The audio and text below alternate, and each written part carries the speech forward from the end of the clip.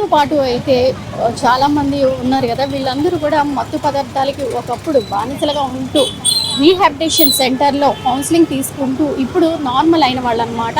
అంటే విజయనగరం జిల్లాలో ప్రతి ఒక్కరూ కూడా మత్తు పదార్థాలకి బానిస అవ్వద్దు అనే విధంగా కౌన్సిలింగ్ ఇస్తూ ప్రతి ఒక్కరికి, అంటే ప్రభుత్వం కూడా ముఖ్య భూమిక పోషిస్తూ ఉంది.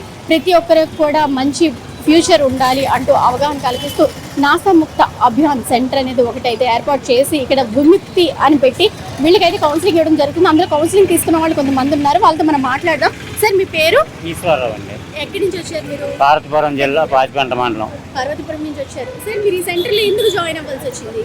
మత్తు పదార్థాలు వాడటం వల్ల, ఆ మత్తులో ఉండటం వల్ల ఆ మత్తుని విడియాడాలనే భావంతో ఈ సెంటర్లో సీడ్ ఆర్గనైజేషన్ అనే సెంటర్లో విముక్తి అనే పద్ధతి వల్ల మనం మత్తు విడిచిపెడతాము అనే ఉద్దేశం మీద ఇక్కడ జాయిన్ అవ్వాల్సి వచ్చిందండి. అంటే ఏం తీసుకునేవారు సార్ మత్తు పదార్థాలు? మత్తు పదార్థాలు అంటే గంజాయి గట్టు కాదండి, ఓన్లీ మందే. మందు, ఆల్కహాల్ తీసుకునేవారు. దానివలన ఫుడ్ తినడం అయ్యేది కాదు, దాని ఆరోగ్య పరిస్థితులు కూడా మారాయి. అది విడిచిపెట్టాలని ఈ సీడ్ ఆర్గనైజర్ అనే విముక్తి సెంటర్లో జాయిన్ అయ్యామండి. ఇక్కడ ఫుడ్ విషయంలో కానీ మందుల విషయంలో కానీ అన్నీ బాగానే ఉన్నాయి. ఈ మందులు కూడా మాకు ఫ్రీగా ఇస్తున్నారు, ఫుడ్ బెడ్ ఫ్రీగా ఇస్తున్నారు సీడ్ ఆర్గనైజర్లోనే. అందువలన ఈ మత్తుని విడిచిపెట్టాలనే ఉద్దేశంతో దీనిలో జాయిన్ అయ్యామండి. అంటే ఇక్కడ జాయిన్ అయిన తర్వాత మీకు ఏ విధంగా అంటే ఇచ్చారు కౌన్సిలింగ్? మీకు అంటే ఉదయం సాయంత్రం వరకు ఇక్కడే ఉండేవారా లేదా అప్పుడప్పుడు వస్తూ ఉండేవారా? లేదండి, ఇప్పుడు 12 రోజులు అవుతుంది ఇక్కడే ఉన్నామండి. మేము ఇంకొక 20 రోజులు ఇక్కడే ఉంటాము ఈ సీడ్ ఆర్గనైజర్లోనే. 30 డేస్ ఉన్న తర్వాత మనకి కొన్ని ట్యాబ్లెట్స్ కూడా ఫ్రీగా ఇస్తారు. అది వేసుకుంటే మత్తు అనే పదార్థానికి బానిసలుగా అవ్వకుండా కొంచెం దూరంలో ఉంటామని మా ఉద్దేశం ప్రకారం ఇక్కడ జాయిన్ అయ్యామండి. అంటే మీకు ఎవరైనా చెప్పి ఇక్కడ తీసుకొచ్చారా లేదా మీ అంతటి మీరే రియలైజేషన్ అయ్యి ఇక్కడికి వచ్చారా? లేదండి, మా ఇక్కడ ముందుగా సీనియర్లు ఉండేవారు, వాళ్ళు మాకు ఫ్రెండ్స్ అవ్వడం వల్ల ఇక్కడికి వెళ్తే విముక్తి అనే సెంటర్ ఉంది, అక్కడికి వెళ్తే మనం ఈ మత్తు నుండి దూరంగా ఉండవచ్చు అని వాళ్ళు వివరించారు. వివరించిన తర్వాత ఇక్కడ జాయిన్ అవ్వడం అయింది.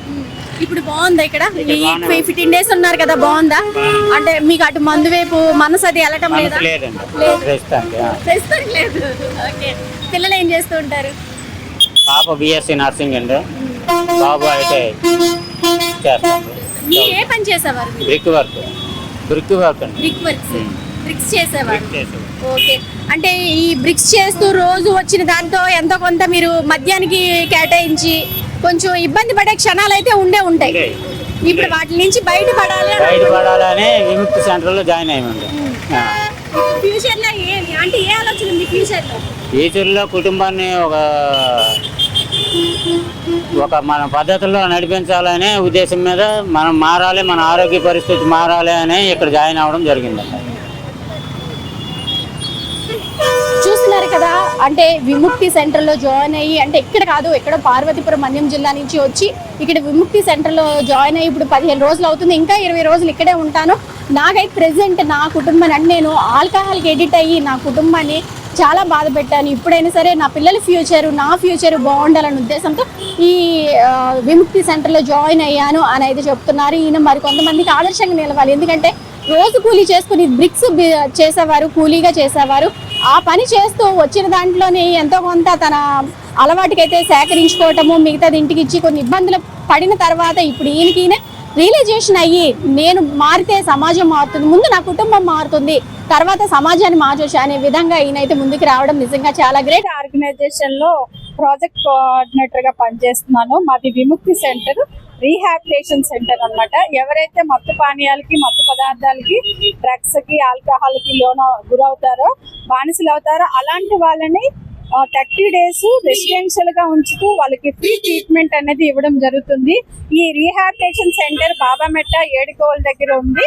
ఈ రీహాబిలిటేషన్ సెంటర్ ఇప్పటికి 11 ఇయర్స్ నుంచి అక్కడే రన్ అవుతుంది. అయితే ఇప్పుడు మేము ప్రతి నెల కూడా ఒక 15 మందిని జాయిన్ చేసుకుని వాళ్ళని మళ్ళీ కౌన్సిలింగ్ ద్వారా, ట్రీట్మెంట్ ద్వారా మామూలు వ్యక్తులుగా చేయటం అనేది జరుగుతుంది.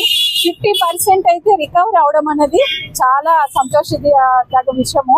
వాళ్ళకి ఈ రీహాబిలిటేషన్ సెంటర్ కి వచ్చిన తర్వాత ఏంటంటే వాళ్ళకి టెస్ట్లు అవి చేసిన తర్వాతనే న్యూరో సైకాట్రిస్ట్ డాక్టర్ గారు పర్యవేక్షణలోనే వాళ్ళకి ట్రీట్మెంట్ ఇవ్వడం అనేది జరుగుతుంది అనమాట. అలాగే వీళ్ళకి ట్రీట్మెంట్ 2 రకాలుగా ఉంటుంది, సైకలాజికల్ గా ఉంటుంది, అలాగే మెడికల్ పరంగా కూడా ఉంటుంది.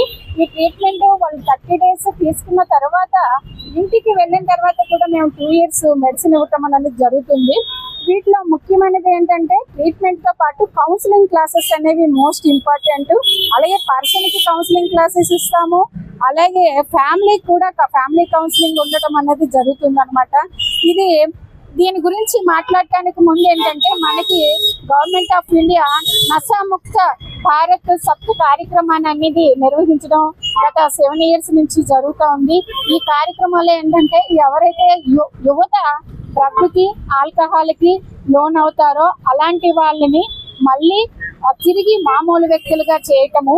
దానికంటే ముందు ఏంటంటే ఎవరు కూడా మత్తు పానీయాలకి మత్తు పదార్థాలకి బానిసలు కాకూడదు అనే ఉద్దేశంతోనే దేశము ఒక ప్రాముఖ్యతగా ఈ విషయాన్ని తీసుకొని యువతను పెడదావి పెట్టకుండా వాళ్ళ మంచి భవిష్యత్తు అందించాలనే ఉద్దేశంతోనే భారత ప్రభుత్వము అలాగే ఇది సామాజిక న్యాయం అలాగే నేషనల్ సామాజిక న్యాయ ఏదైతే శాఖ ఉందో ఆ శాఖ ద్వారానే మా యొక్క రీహాబిలిటేషన్ సెంటర్స్ అనేవి నడుస్తూ ఉన్నాయి. ఈ సెంటర్స్ నడవటానికి ముఖ్య కారణం ఏంటంటే యువతని మళ్ళీ మామూలు వ్యక్తులుగా చేయటము. వాళ్ళకి ఏదో తెలుసో తెలియక వాళ్ళు పెడదావన పట్టినప్పుడు వాళ్ళకి అవగాహన కల్పిస్తూ మళ్ళీ మామూలు వ్యక్తులుగా చేసి వారి జీవితాన్ని మంచి జీవితాన్ని అనుభవించేలాగా చేయాలి.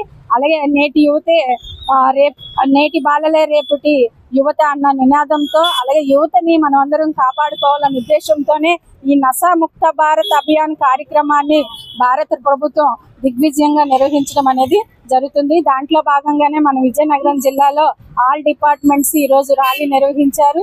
అలాగే ర్యాలీతో పాటు మానవహారము అలాగే ప్రతిజ్ఞ చేయటం అనేది జరిగింది.